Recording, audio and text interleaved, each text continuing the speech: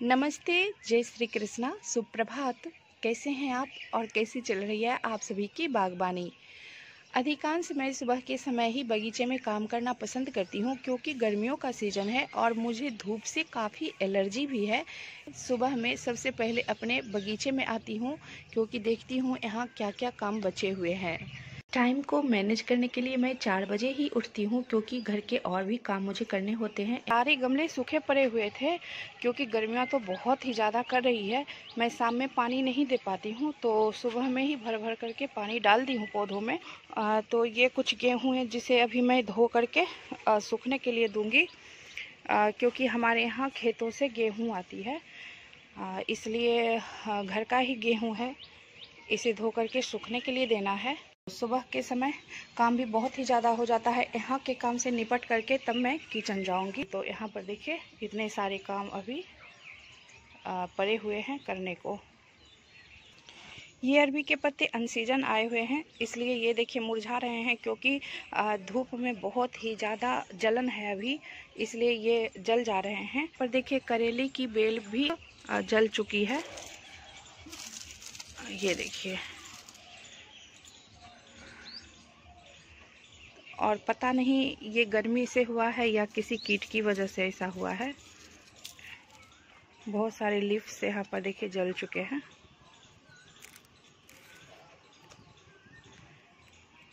मैं इस grow bag में 2 लौकी के पौधे लगाई थी, जिसमें से कि एक लौकी का यह पौधा सूख चुका है। एकदम इसके पत्ते मुरझा करके गिर गए हैं। इसके जड़ में समस्या होगी, इस वजह से ये हुआ है। कि किसी भी क्षेत्र में हमें बार बार सफलता ही हासिल हो, कभी कभी फेलियर का भी सामना करना पड़ता है। गार्डनिंग में भी ऐसा ही होता है। गर्मियों में पौधों को संभालने में मुझे बहुत ही ज़्यादा परेशानी होती है।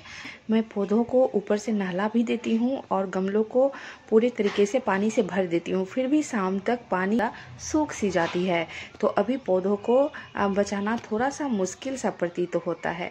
यहाँ पर देखिए पौधों के लिए मैं ठंडी खाद बनाती हूँ, जिसके लिए पानी में 3-4 उपले, थोड़ी सी नीम खली, बस थोड़ी सी सरसों खली और वर्मी कंपोस्ट सभी को ढक करके सड़ने के लिए छोड़ देती हूँ। और 6 दिनों के बाद 1 मग्गे पानी को 10 लीटर पानी में मिला करके मैं सारे फूलों के पौधे हो या सब्जियों के पौधे सभी में डालती हूँ। इस लिक्विड फर्टिलाइज़र के इस्तेमाल से पौधों में नई जान आती है और गर्मियाँ जितनी ज़्यादा बढ़ रही हैं तो पौधों को इन गर्मियों में राहत सी मिलती है, ठंडक मिलती है। गर्मी में ये अच्छे तरीके से सर्वाइव कर सकते हैं। तो यहाँ पर देखिए कली फूल बनने से पहले ही झुलसने लगी है। सदाबहार के बहुत सारे पौधे में छोटे छोटे बीजों से जो उगाए थे वही लगाई थी। ये देखिए फ्लिपकार्ट से मंगाए हुए नींबू का प्लांट है। और यहाँ देखिए मैं एक चीज़ बताना चाहती हूँ आपको।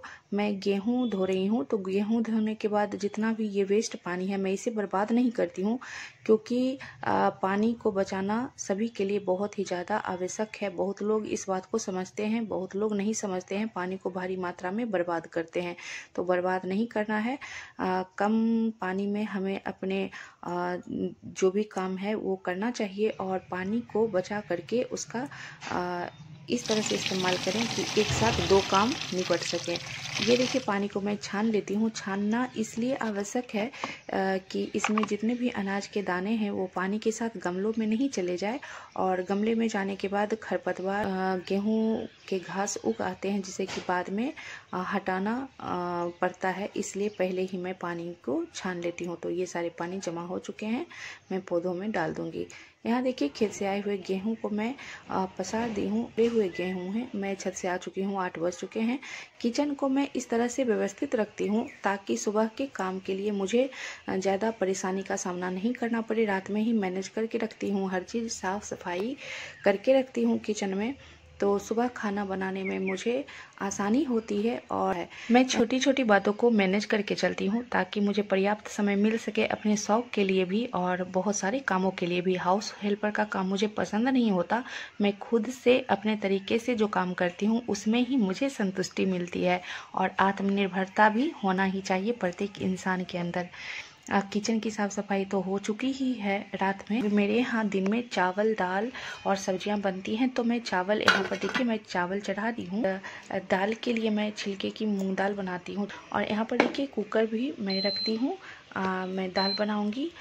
और सब्जियों में 3-4 सब्जियां मेरे यहाँ बनती ही हैं, क्योंकि बेटे की पसंद कुछ और होती हैं और पतिदेव को कुछ और पसंद होते हैं। तो बैगन है, भिंडी है, करेला है, तो इसे मैं बनाने वाली हूँ। चीज़ों को मैनेज करके रखने से बहुत ही ज़्यादा आपको संतुष्टि भी मिलती है।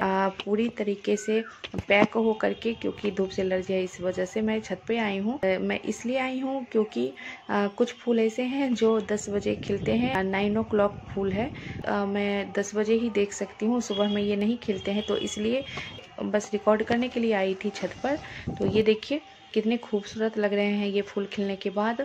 और ग्रीन नेट के नीचे यहाँ पर जलकुंभी के ये टब में रखी हूँ, जिसके अगल बगल में मैं ये छोटे छोटे से पौध में रखी हूँ। इसमें भी फूल खिलने लगे हैं। गंधराज के ऊपर ढेर सारी कलियाँ आई हुई हैं। और यहाँ पर देखिए टिकोमा है, ये नारंगी रंग की है टिकोमा। तो ये भी बहुत खूबसूरत लगते हैं, लेकिन ये देखिए जलने लगे हैं। फूल तो खिले हैं, लेकिन गर्मी वाली तेज हवा का झोंका चल रहा है, जिसकी वजह से सारे पत्ते और सारे फूल देखिए किस तरह से झुलस जा रहे हैं। बारिश होने के बाद पौधों में नई जान आ जाएगी और नई एनर्जी भी आ जाएगी। सारे पौधों को ठंडक देने के लिए बारिश बहुत ही ज़्यादा ज़रूरी है। और यहाँ पर देखिए गुड़हल खिले हुए हैं, 3-4 गुड़हल। ये देखिए छोटी चांदनी के पौधे हैं। ये गुड़हल का प्लांट है, जिसमें एक गुड़हल अभी है। ये अमरूद का प्लांट है। ये खिड़की से बाहर का नज़ारा है। मेरी वीडियो में बने रहने के लिए मैं आपका दिल से धन्यवाद करती हूँ। बहुत बहुत शुक्रिया।